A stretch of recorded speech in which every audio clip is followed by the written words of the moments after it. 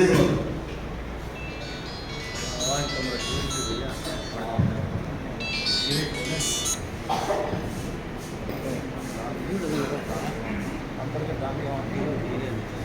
सर्वप्रथम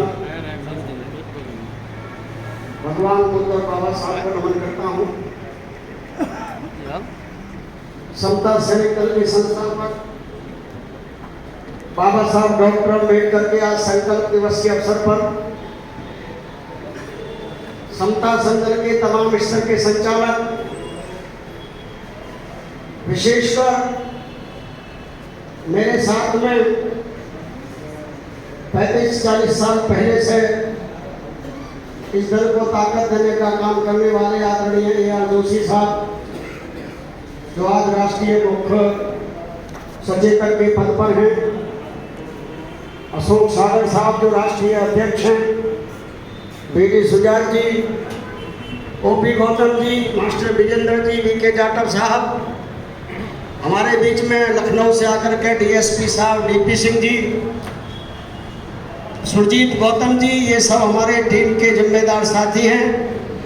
दल के मंच के संचालक जो आपके सामने चीफ जनरल सेक्रेटरी जिम्मेदारी निभा रहे हैं, उत्तर प्रदेश के अध्यक्ष जो नौजवान हैं खड़े हो जाएंगे अपनी जगह, क्योंकि अभी हमारे कमांडर कह रहे थे यंग को जोड़ना है।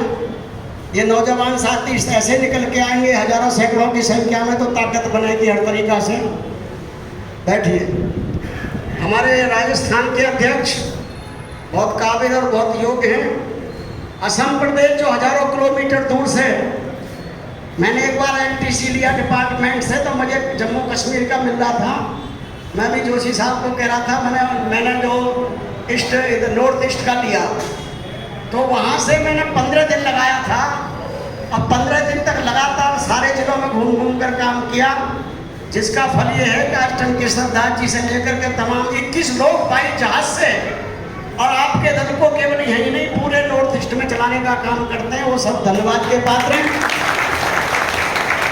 बिहार प्रदेश के महेंद्र पासवान जी अभी जो थोड़ा गुस्से में बोल रहे थे, उनकी बात में सत्यता है। कोई बिल्कुल, मैं तो हर बार मेरी आदत है, कोई मेरे को गाली दे रहा है वो उचित है, मैंने गुनाह किया है तो मुझे अच्छा लगता है कि ये मेरे को एहसास करा रहा है।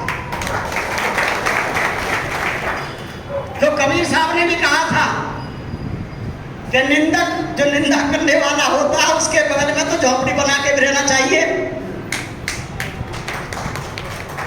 सम्मानित साथियों, जिस बाबा साहब डॉक्टर अम्बेडकर के द्वारा स्थापित समता संदल को हम और आप सब पूरे भारत में, भारत से बाहर दुनिया में संचालित कर रहे हैं, उस महापुरुष ने बचपन से लेकर लास्ट तक कोई ऐसा क्षण नहीं था जहां जातिवाद के कारण से जुर्म अत्याचार का उन्होंने अपने ऊपर अत्याचार ना झेला हो, और अत्याचार झेलते हुए करोड़ों पूरे भारत के लोगों के कल्याण के लिए क्षण क्षण पर ना सोचा हो, ऐसा कोई पल नहीं था बाबा साहब डॉक्टर अम्बेडकर का, और उसी का फल है।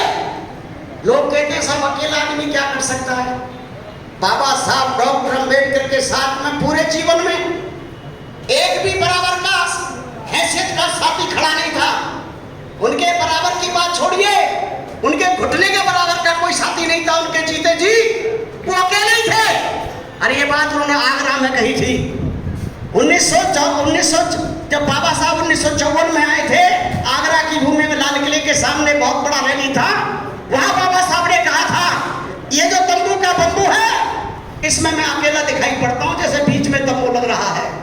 इस भारत के संसद में अकेले अम्बेडकर से काम नहीं चलेगा, अम्बेडकर जैसे सैकड़ों होंगे तब जाकर के कहीं भारत का कल्याण होगा। ये बाबा साहब की सोच थी।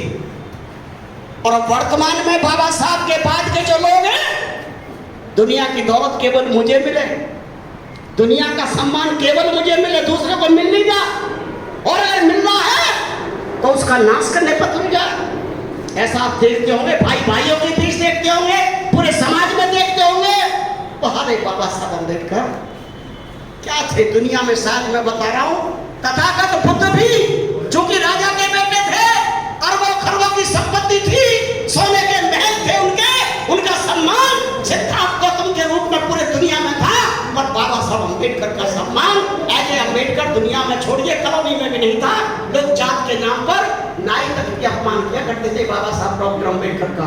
ऐसे परिस्थिति में रह करके जी करके पूरे दुनिया का कल्याण कर जाए, छोड़िए अनुसूचित जाति जनजाति पिछड़ों की बात, पूरे संसार में लोकतंत्र को स्थापित कर दे, गणराज्य कायम कर दे और भारत का संविधान ऐसा स्थापित कर दे जो दुनिया में कोई भी संविधान ना हो।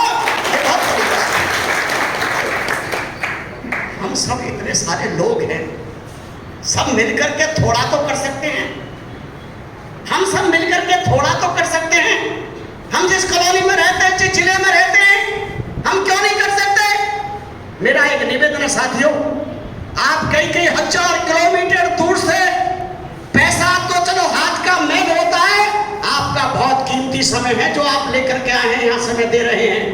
मेरा एक निवेदन है, जब कल का कार्यक्रम जो आपका यहाँ प्रांगण में होगा, बाबा साहब के इस पवित्र भूमि के प्रांगण में होने जा रहा है, जो टेंट आपके सामने लग रहा है, ये आपके लिए है।